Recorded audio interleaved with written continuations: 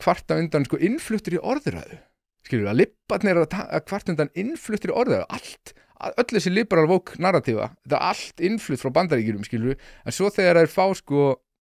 fá hægri hliðina af þessari innfluttu orðræðu, þá það fyrst orðið vandamál, sko. Það allt í lagi ef þetta bara eitthvað svona frinsi skoðanir úr demokrataflokknum sem þeir taka alveg bara,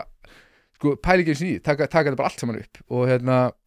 bara frábært, skilur, af því að þeir eru, þú veist, þetta bara að vera með samúð, eitthvað, ég bara vóka því ég með samkennd, þú veist, maður bara heyrt þetta milljón sinnum, en svo þegar að koma eitthvað sjónamið sem að þeir eru ósammála frá Bandaríkjum, þá hafa þær alltaf áhyggjur af innfluttri orðræðu og allir sem að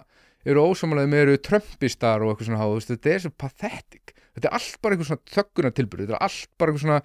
hvernig getum við sleppt í að taka umræðina hugmyndafræðina sem að við erum búin að vera, þú veist, þessi hugmyndafræði er bara búin að vera að keyra íslensku þjóðina í eitthvað svona andlegt þrot, bara eins og ég sé það, skilur, þessi liberal woke hugmyndafræði bara, þetta veldur bara einhverjum andlegum dauða af bara þjóðarsálinni, sko. Þakka þér kærlega fyrir að hlusta á þennan stutta bút. Þú getur nálgast þennan þátt og allt efni hlaðvarpsins Ein Pæling á pardus.is/einpæling.